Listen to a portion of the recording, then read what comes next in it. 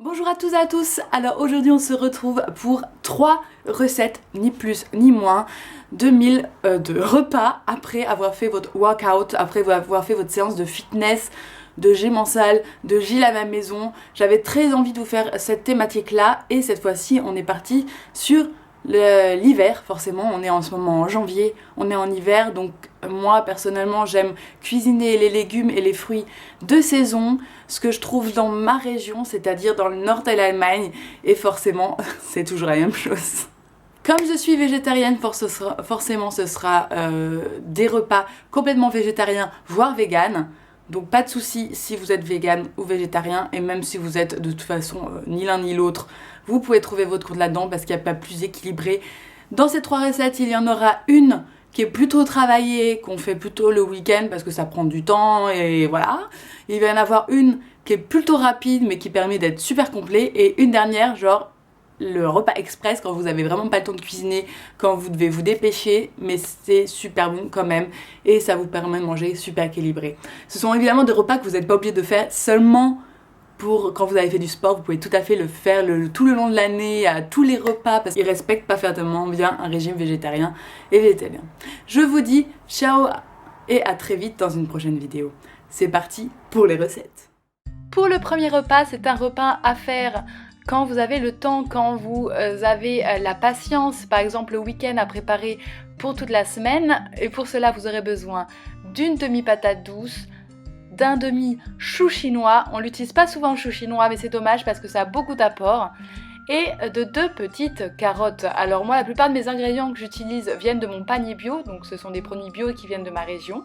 Et pendant ce temps-là, j'ai mis à cuire une betterave rouge qui va me servir pour l'entrée. Ensuite, je vais mettre à chauffer de l'huile d'olive dans une petite casserole. Il faudrait qu'elle soit plus grande, où je vais mettre de l'ail et ensuite mettre tous mes ingrédients coupés en petits morceaux, donc de quoi passer dans votre bouche, quoi, les petits morceaux en gros. Et je vais mettre aussi, quand mon eau pour le riz aura bouilli, je vais mettre mon riz dedans. Pendant ce temps-là, je prends du tempeh. Le tempeh, c'est vraiment un ingrédient génial pour les végétariens puisque c'est un dérivé du soja qui a en fait créé de la moisissure, donc c'est du champignon en fait. Et c'est pour cela que c'est un produit qui a vraiment un goût de champignon et c'est très intéressant du coup dans les recettes. Moi, je vais le mettre à mariner avec de la coriandre, du miel, de la sauce soja, de la sauce teriyaki, un peu de vinaigre de cidre, et je vais le mettre à mariner le reste de ma préparation avec des petits morceaux de gingembre.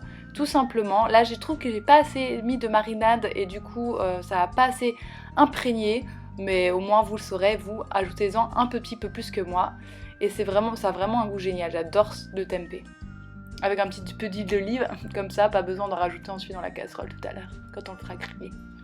Une fois que tous les légumes commencent à griller, je vais rajouter de la sauce soja en parcimonie, mais aussi quelques épices comme du sel fumé, donc ça a un bon goût de fumée, moi j'adore, ça fait un aspect un petit peu bacon, sans avoir du bacon, pour les gens qui regretteraient le côté un peu barbecue, enfin voilà, moi j'aime beaucoup l'utiliser.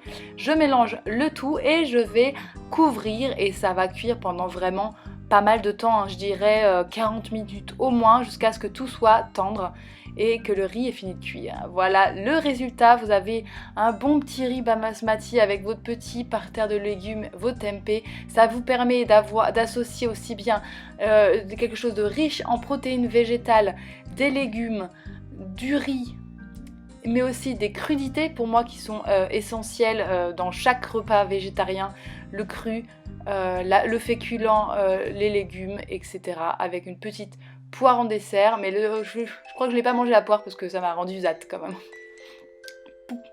Pour le deuxième repas, c'est simple, j'avais fait un jour avant de la soupe de potiron aux lentilles corail, donc avec du curry, avec du gingembre, quelque chose d'épicé qui vous réchauffe le cœur. Et comme j'avais pas trop le temps, je me suis dit on va faire ces petits croquettes de légumes qui sont en fait à base de flocons d'avoine et de différents flocons ainsi que de légumes déshydratés. Ça permet de faire quelque chose de rapide mais aussi de très sain et de délicieux. Cela dit, je vous ne conseille pas cette marque-là, je ne l'ai pas trouvé top finalement, voilà. Il y en a des meilleurs, en tout cas, je le sais. Ensuite, vous allez recouvrir cette préparation d'environ, je crois que c'était 250 ml d'eau bouillante et vous allez le laisser reposer. Puis je vais rajouter enfin mes lentilles corail à ma soupe potiron carottes, curry, gingembre. Les lentilles c'est génial, c'est une légumineuse à combiner avec des céréales que contiennent les petits trucs qu'on va faire, les petites galettes. Ça vous apporte tout ce dont vous avez besoin en tant que végétarien ou pas. La préparation pour la galette est prête, je vais pouvoir tout simplement former avec mes mains légèrement humidifiées des petites galettes que je vais ensuite évidemment passer à la poêle avec un petit peu de matière grasse, c'est-à-dire de l'huile de coco dans mon cas. Mais vous allez voir ça tout de suite.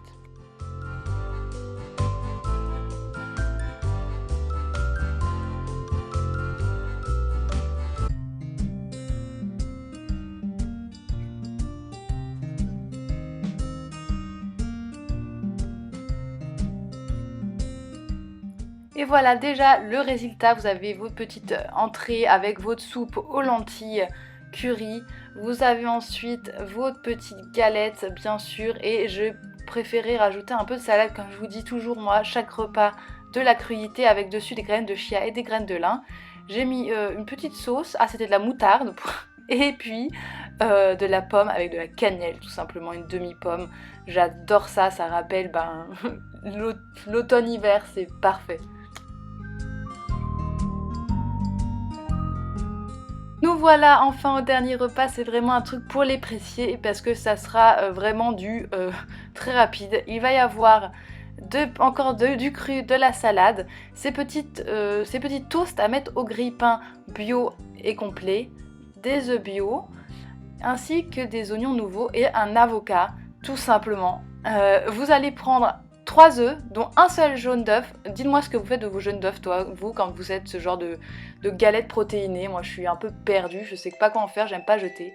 Et dedans, je rajoute toutes les épices possibles et imaginables, comme des herbes de Provence, toujours mon sel, mon moulin 5 baies, de la coriandre, du paprika piquant, et enfin de la noix de muscade, parce que j'adore ça.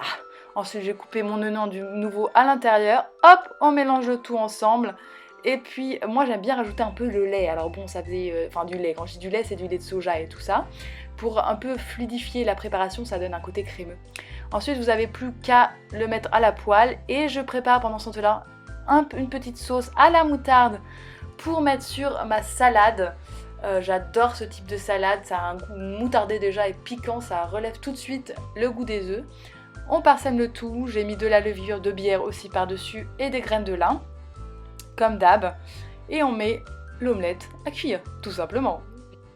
Bien sûr, on met les toasts à griller avec une température moyenne, de tout quoi que ça devienne doré, en tout cas que ça croustille un petit peu. Et puis on va pouvoir s'occuper de notre avocat. Et voilà le résultat, j'ai mis mon œuf brouillé et mes petits avocats sur mon toast. À côté de ça, il y a toujours ma salade qui m'attend.